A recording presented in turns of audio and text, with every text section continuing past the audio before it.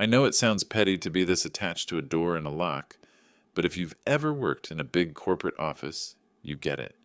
That door was the only thing between my brain and everyone else's agenda. I'm a mid-level analyst in a very boring, very respectable corporation.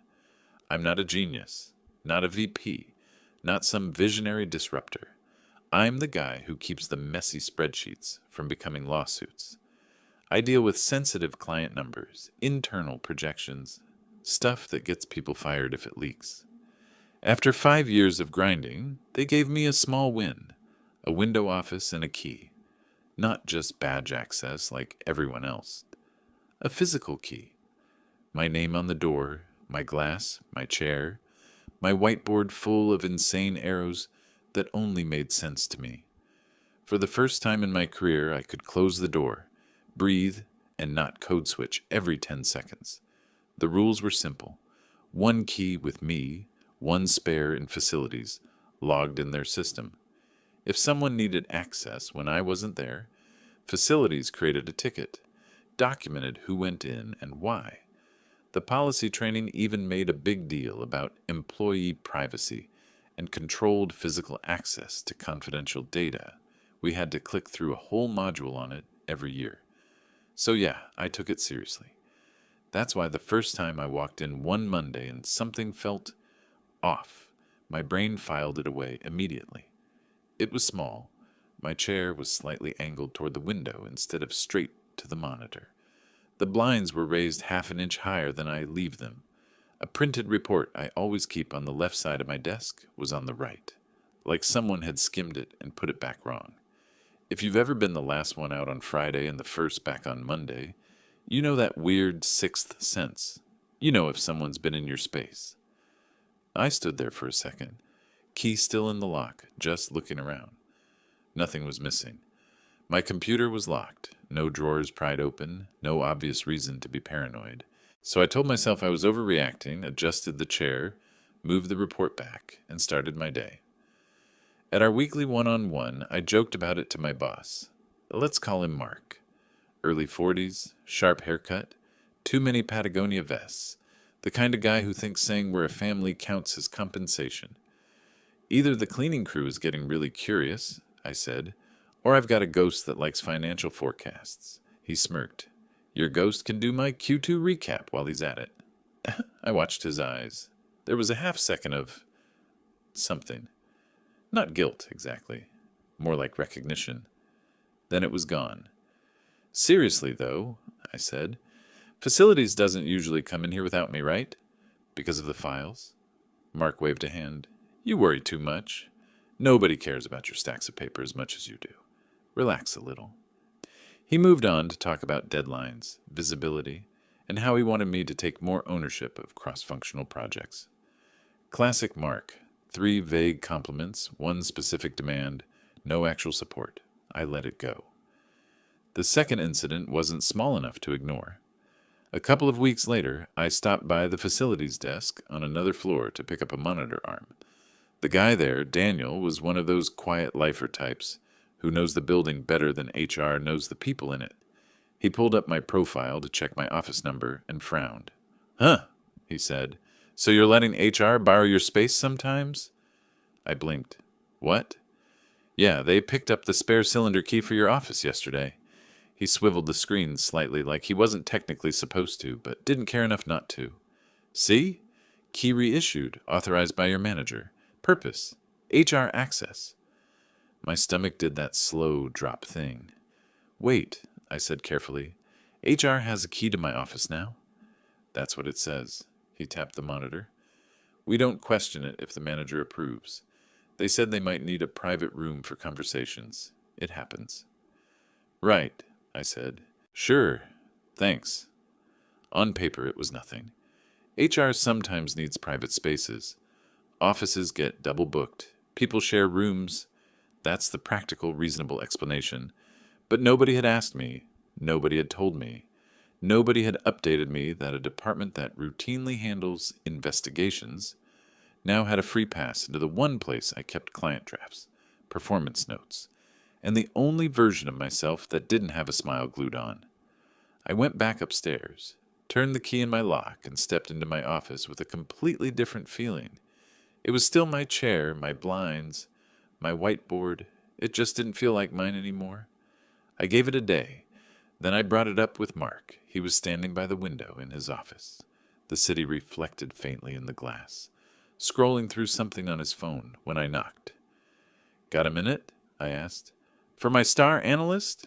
"Always," he said without looking up. He put his phone down in that deliberate, "I'm showing you I value you" way they probably teach at management seminars. "What's up?" "I was downstairs at facilities," I said, keeping my voice deliberately calm. "They mentioned HR picked up a key to my office. Apparently you approved it?" His expression didn't change much, but his shoulders tensed for a fraction of a second. "Oh, that. Yeah, I forgot to mention it. It's just for flexibility." "Flexibility for what?" I asked. "You know how it is," he said. "Sometimes HR needs extra private spaces for sensitive conversations. You're not always in there, and your office is a good size. It's not a big deal." I stared at him. "Mark, I keep confidential client projections and draft performance notes in there. The security training said—" He cut me off with a practiced smile. "And we trust HR with more sensitive data than that all the time. Look, nobody is going through your stuff. They're just using the space when needed." "So they've already been in there?" I said. He shrugged. "I'm not tracking their calendar, man. And nobody thought to tell me that people might be holding meetings in my office when I'm not around?" Now the smile faded a little. "You're making this sound more dramatic than it is. Don't fall into that 'this is my territory' mindset. The office belongs to the company.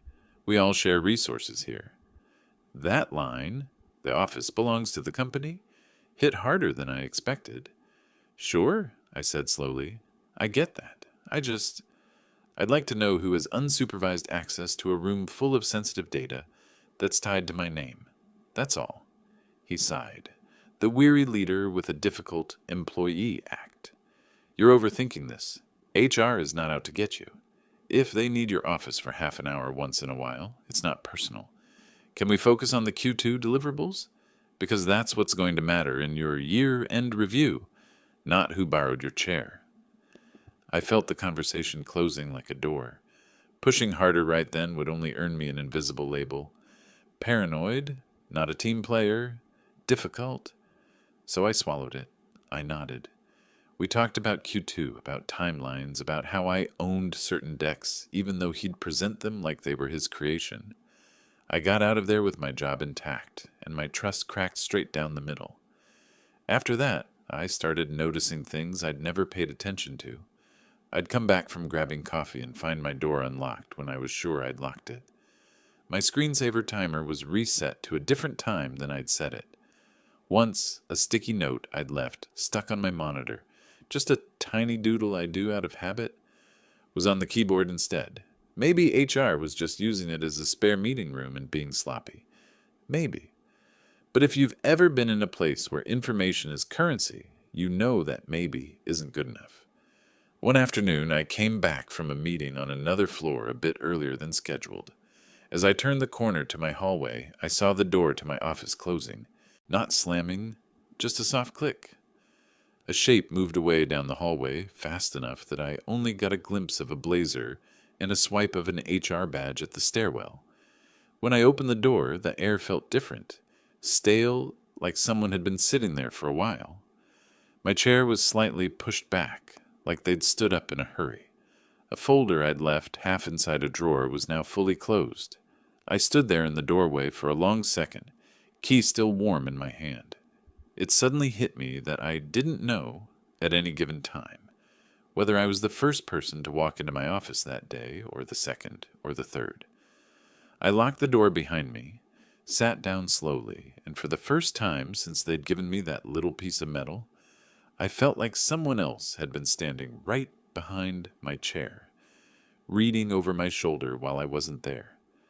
I didn't plan on becoming the guy who checked his own office like it was a crime scene, but that's what happens when people take something small and twist it until it becomes a warning.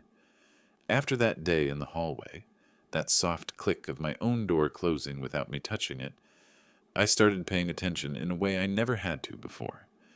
The next few weeks were a slow drip of small, deliberate violations. One Thursday, I returned from a client call in a conference room 2 floors down. I'd been gone exactly 32 minutes. I know because the call was recorded and time-stamped. When I came back, my lights were already on. I leave them off when I step out. Always. My monitor was locked, but the chair was slightly pulled out, angled toward the door like someone had been sitting there and stood up quickly. On my desk, a closed HR-labeled folder rested on top of my notebook. I hadn't touched it. It wasn't addressed to me. It wasn't even part of my projects. I carried it straight to HR's front desk, placed it down carefully, and said, "This was on my desk when I got back from a meeting. I assume it was misplaced?" The HR coordinator blinked at the folder, then at me. "Oh, yes, sorry. We were using your office earlier. Must have left it there." She said it like it was the most normal thing in the world, like I should feel guilty for interrupting them. I asked, "Why my office? There were empty conference rooms." She shrugged. "Your space is quieter." I walked out holding on to every word she didn't say, and that was just the surface-level stuff. The real damage came in the conversations. A week later, HR called me in for what they described as a quick alignment chat. I walked into a small room with glass walls, the kind that make you feel observed even when no one's looking. The HR manager, same blazer I'd glimpsed vanishing down my hallway weeks before, folded her hands neatly. "We've had some concerns raised," she began. My stomach tightened. "About what?" "About tone," she said. "Boundaries, time management, collaboration." The usual corporate nothing words, the ones people use when they're building a case before they have a case. Then she said something that made me freeze. "We've heard that you sometimes hold conversations behind closed doors that make colleagues uncomfortable." "What conversations?" I asked. She hesitated. Just half a beat. "Discussions about workload, decisions, frustrations." I knew exactly which conversation she meant. A colleague and I had spoken privately about a late-night workload dump. Door closed. Whispered even. I remember because we joked that the walls felt too thin. But HR didn't just know the topic. They repeated a phrase I had said almost word for word, and in that moment an ugly realization settled in my chest. Someone hadn't overheard us. Someone had been physically present in my office either before or after I was. "What colleague raised that concern?" I asked. "I can't disclose that," she said.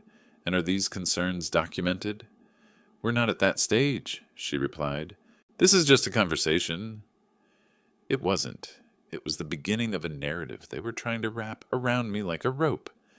I left the room with a smile that didn't reach my eyes and walked straight to my office. The door was unlocked. The air felt warm, like someone had recently been inside. My blinds were tilted differently than I left them.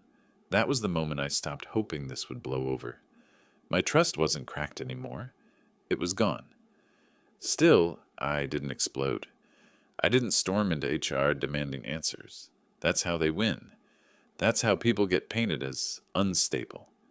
Instead, I did what I do best. I analyzed. I pulled up the company's Privacy and Physical Security Handbook. Section 4.3. Employee offices must not be accessed without notification, unless documented business need is approved by legal or compliance. Section 4.8. Spare keys for private offices may be released only to the employee, their direct manager, or authorized facilities personnel with valid ticket. Section 6.1. Searches of personal office spaces require an active investigation with legal oversight. None of those conditions applied to me, and here's the part that shifted everything. The deeper I read, the more I realized this wasn't just about my privacy. Unauthorized access to files in my office, some containing client forecasts, restructuring plans, and compensation notes, wasn't a small infraction. It was a compliance risk large enough to put the entire department under scrutiny. And HR had a documented history in this company of being extremely sensitive to anything involving data mishandling. So why were they casually walking into my space? Why were they risking liability over me? Later that afternoon, my boss swung by my doorway without knocking. "Hey, quick follow-up," he said, stepping inside like it was still unquestionably his territory. "HR mentioned they talked to you. Everything good?" "They brought up a closed-door conversation I had," I said. One they shouldn't have been able to know the details of. He didn't blink. "They hear things. People talk." "Not with the level of detail they told me." He shifted a subtle defensive posture. "Look, if there are concerns, they're just trying to help you get ahead of them." "Have you been in my office?" I asked quietly. His jaw tightened. "Don't start that." "Someone has." "You're reading way too much into perfectly normal workplace processes," he said, voice flattening. "This paranoia isn't helping you." There it was, the label they always reach for. Paranoia. The easiest way to discredit someone without providing a single fact. I held his gaze. "I just want clarity on who has access to my office and what it's being used for." He forced a smile. "Then stop making it into a conspiracy. Focus on your work. HR is not your enemy." But something in the way he said it told me he wasn't entirely convinced of that himself. He left without waiting for a response, and the silence he left behind was heavier than before. I sat down at my desk, opened a blank document, and did exactly what HR would never expect someone to do quietly. I began building a file. I saved the email where my boss confirmed HR had a key for flexibility. I made a copy of the facilities ticket showing the reissued spare key. I screenshot the policy sections. I noted dates and times of every odd reset screensaver, every unlocked door, every displaced folder. Not rage, not fear.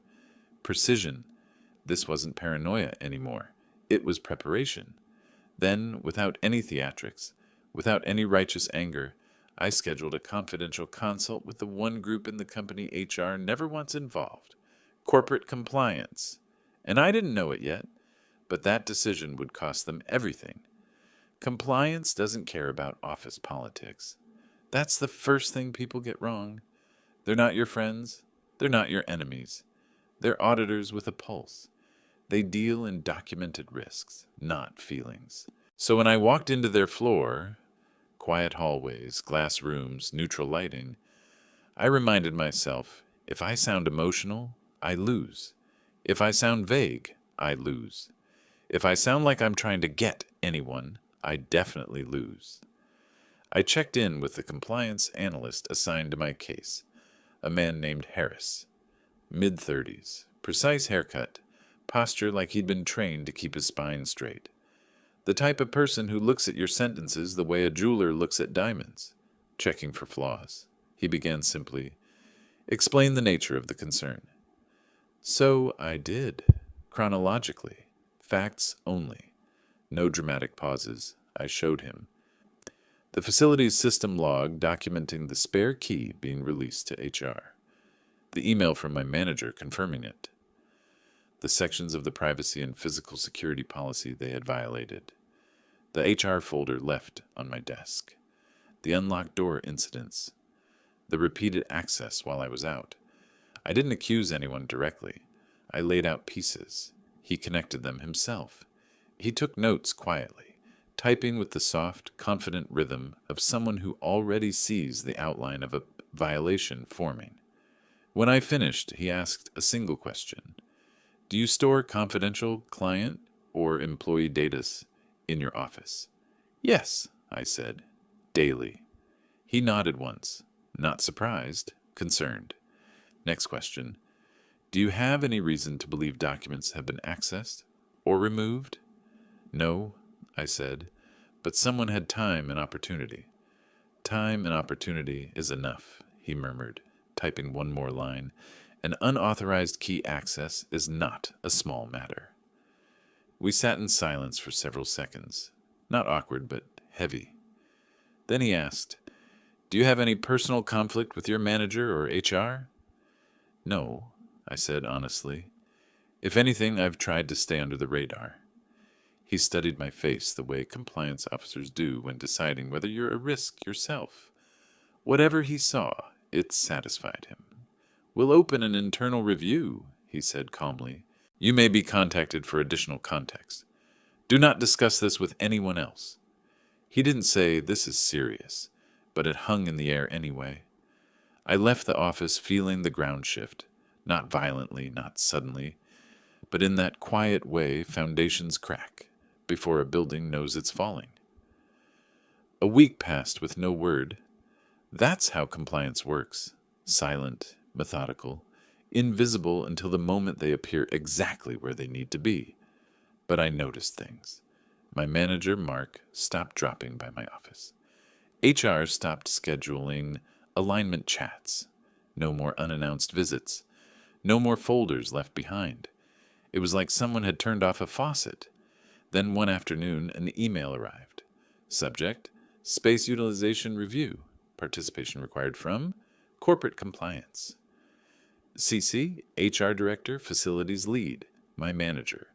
Time, 9:03 a.m.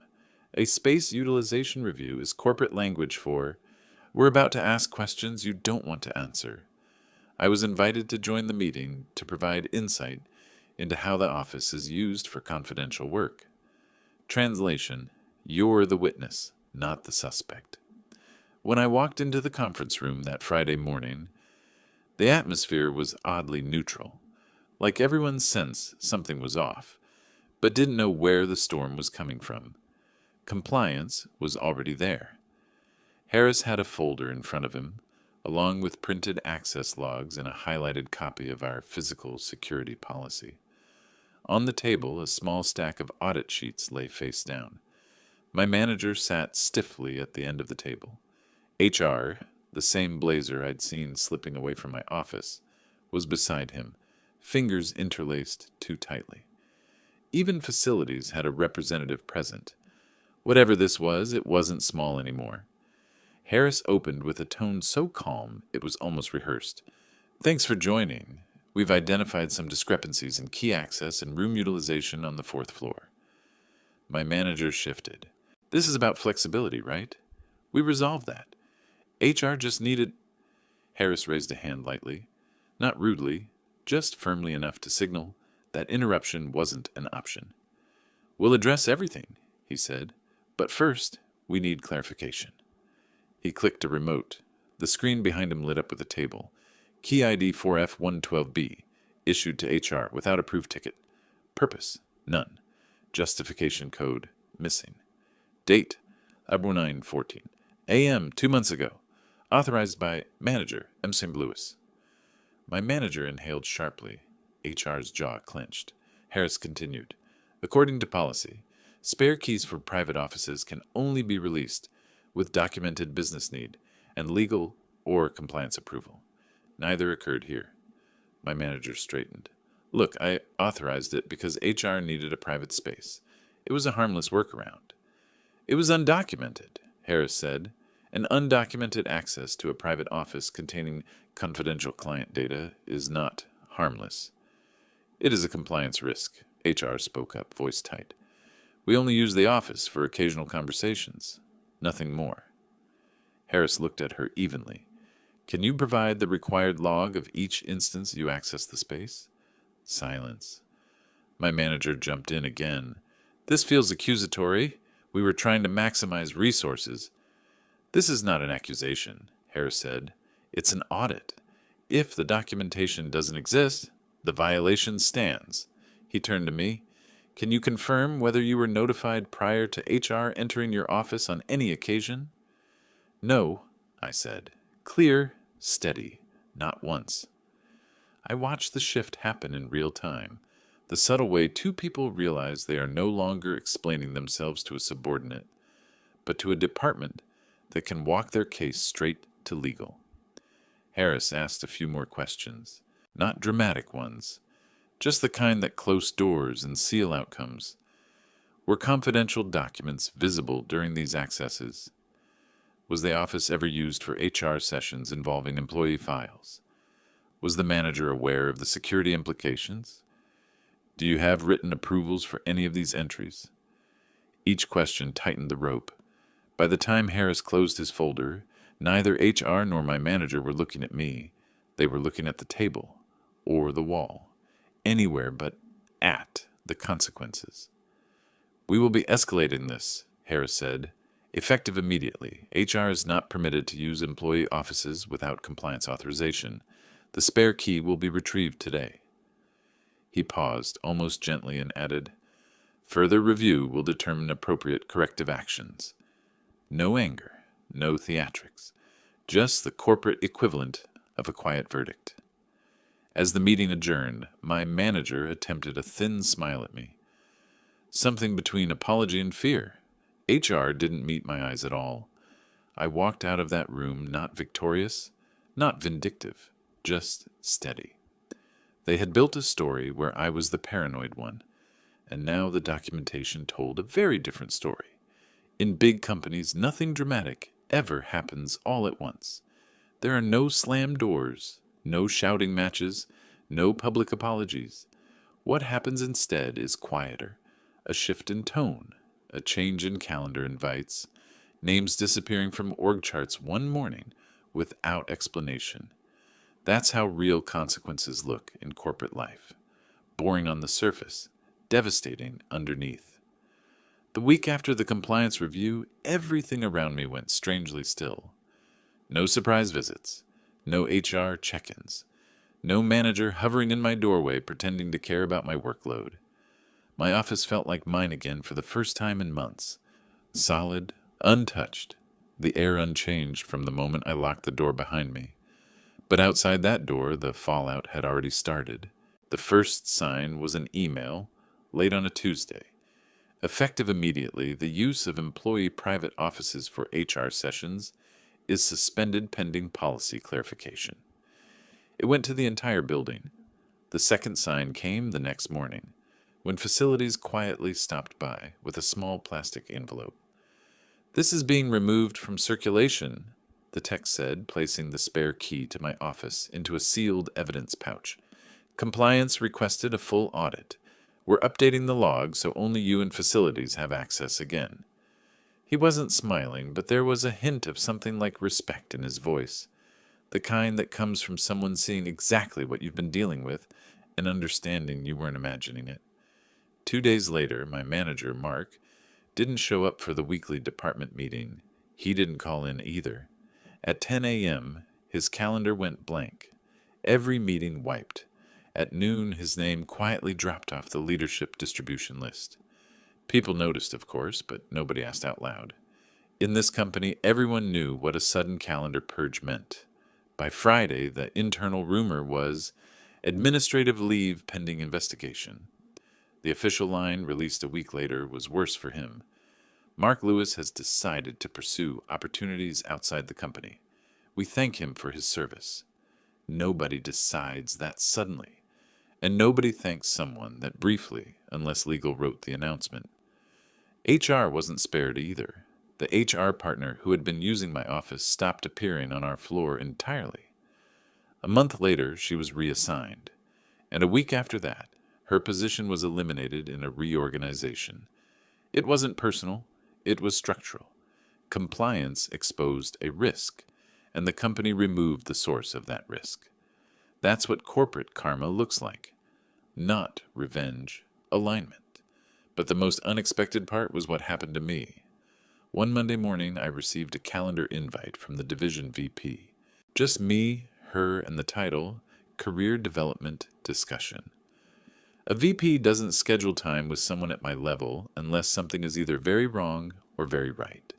When I stepped into her office, a minimalist corner room with a skyline view, she motioned for me to sit. "I've reviewed the compliance report," she said. Her tone wasn't cold, but it carried weight. "I want to be absolutely clear. You did the right thing. You flagged a serious process failure that exposed us to legal liability." I nodded, unsure where she was going with this. "We need people who see risks," she continued, "but more importantly, people who document them. You handled this professionally. No drama, no accusations, just facts." She pushed a small folder toward me. Inside was an offer letter, not a promotion, something smarter. A lateral move with a raise into a different team with a manager known for being fair, predictable, and uninterested in playing ownership games. The department I'd be joining handled the kind of analytical work I actually enjoyed, without the political nonsense Mark thrived on. "It's optional," she said, "but I think you'd be better positioned here. And frankly, you've earned a work environment that respects the boundaries you proved you understand." I accepted. My new office wasn't huge, but it was quiet and bright, with a locking file cabinet, a fresh cylinder key logged properly in the system, and no mysterious traffic when I wasn't there. Facilities provided me with documentation of who had access. Me, my new manager, and a facilities supervisor, all recorded, all compliant. The first day I worked there, I closed the door and waited for that old flicker of anxiety, the one that had lived in my chest for months. It didn't come. Instead, there was something like steadiness. I reorganized my desk, set up my monitor, wiped the fingerprints from my whiteboard. Everything stayed exactly where I left it. No shifted chair, no unexplained folders, no stale air hinting at someone else's presence, just a room, a lock, and silence that belonged to me. Later that afternoon, I overheard someone from compliance passing through the hallway, speaking quietly to another officer. "Yeah, that's the case we used in the training module. Good example of what can go wrong when managers overstep access protocols." My case, not my name. They anonymized everything as they should, but the details were unmistakable. They weren't telling a story about a paranoid employee. They were teaching a lesson about leadership failures, about policy violations, about the importance of auditing access. The narrative that had almost boxed me in had been rewritten entirely, documented, validated, reinforced. That evening, as I packed up my things, I did something I hadn't done in months. I locked my office door without hesitation, pocketed the key, and didn't look back at the handle to double-check.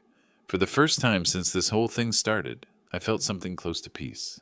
Not triumph, not vengeance, just the quiet satisfaction that comes from knowing you didn't yell, you didn't panic, you didn't play their game. You followed the rules, the real ones, and the rules worked. When I stepped into the elevator, I caught my reflection in the metal panel. I didn't look like someone who had won anything. I looked like someone who finally had his space back. And sometimes, in a place where everyone is fighting for titles and recognition and power, getting your space back is the only victory that really matters.